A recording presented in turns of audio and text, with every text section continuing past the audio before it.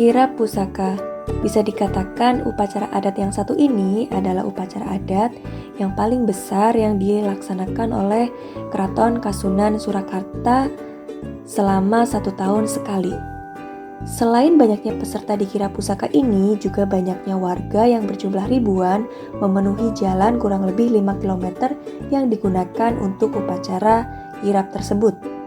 Upacara ini sering disebut dengan kirap pusaka Keraton Kasunan Surakarta yang digelar setiap malam 1 sura yang dimulai pukul 00 atau tengah malam. Tradisi kirap pusaka ini digelar untuk memperingati pergantian tahun di tanggalan Jawa. Maka dari itu, kirap pusaka ini juga dikatakan kirap pusaka malam 1 suro. Kirap ini tidak ketinggalan atau memiliki ciri khas adanya kebo bule atau kerbau yang berwarna putih. Maka dari itu, kirap ini juga bisa dikatakan dengan kirap kebo bule.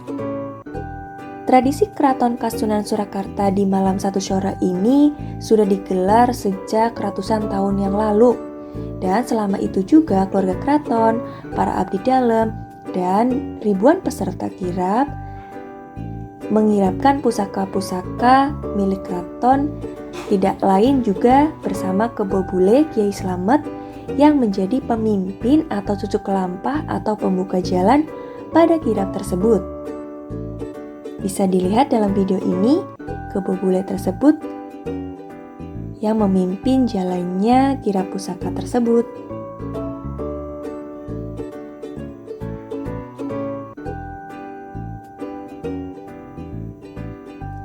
Kebo bule yang bernama Kiai Slamet ini yang akan menjadi pimpinan atau pembuka jalan. Nah, banyaknya pusaka yang dibawa dalam kirap berjumlah 9 macam dan semuanya dibungkus dengan kain yang berwarna gelap. Ketika rombongan kirap tersebut memutari tembok di luar keraton, banyak sekali para warga yang memenuhi tempat tersebut guna melihat kirap tersebut. Jalan menjadi macet karena banyaknya warga yang berjalan untuk menonton kirap tersebut. Siapa sajakah warga yang datang ke situ? Ada warga yang dari Kota Solo, dari Sragen, Sukoharjo, Klaten, dan juga Karanganyar. Orang-orang itu berjalan kaki dari rumahnya masing-masing menuju lokasi kirap, hanya untuk mendapatkan berkah. Nah, selama mereka berjalan, mereka diam membisu atau tapa membisu. Nah, mereka saat berjalan tidak mengatakan apapun. Nah, tapa bisu itu dilakukan oleh warga yang masih mempercayai tradisi dari kirap tersebut. Nah, selain para warga, peserta kirap pun yang jumlahnya ribuan juga melaksanakan tapa bisu atau tidak mengatakan apapun ketika melaksanakan kirap tersebut. Suasana menjadi sangat sakral, terlebih adanya bau-bauan menyan yang dibawa oleh iring-iringan kirap tersebut. Warga yang menonton kirap tersebut tidak boleh mengambil gambar dalam prosesi kirap. Kalaupun ingin mengambil gambar, ada aturan tersendiri, yaitu tidak boleh menggunakan lampu atau flash dari ponsel mereka. Alasannya adalah agar flash tersebut tidak menyebabkan kebo Kiai Slamet kaget dan bingung. Nah, itulah tadi cerita tentang kirap pusaka.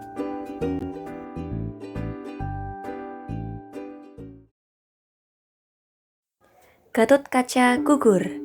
Malam itu Prabu Salya marah sekali karena putra yang tersayang bernama Arya Burisrawa gugur di medan perang. Semua orang dimarahi dan dipukul, termasuk Adipati Ngawangga dan Adipati Karna. Adipati Karna karena merasa dia tidak terima disalahkan, maka dari itu dia lalu memutuskan akan memimpin perang untuk melakukan pembalasan. Lalu Adipati Karna maju menggembur Wadyara 2 tangan malam itu juga. Nah, kejadian yang tidak umum, perang di malam hari, menjadikan Pandawa panas hatinya.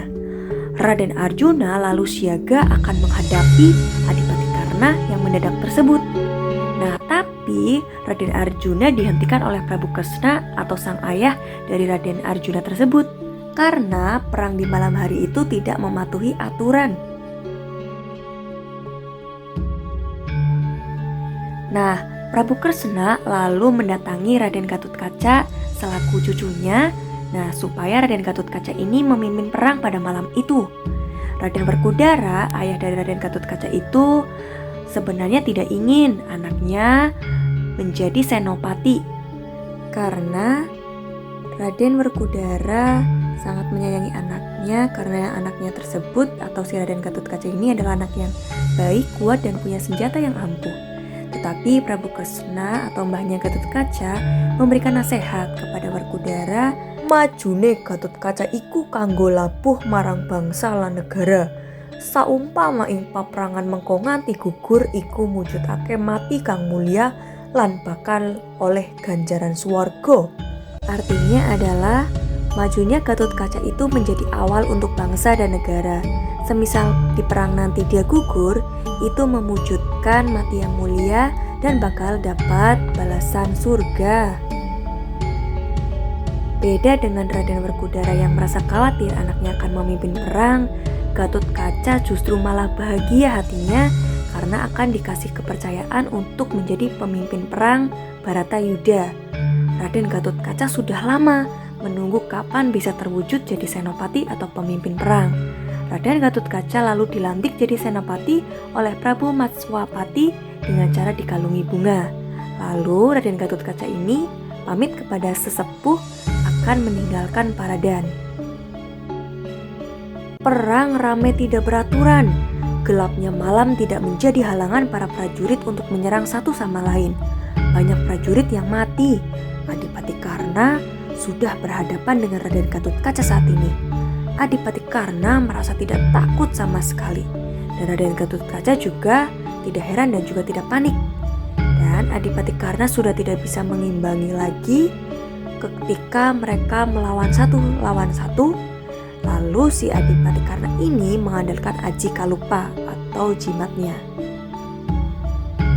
Dari telapak tangan Adipati Karna keluar raksasa yang jumlahnya sangat banyak. Nah, di situ kelihatan Raden Gatotkaca kewalahan untuk melawan raksasa yang keluar dari tangan Adipati Karna.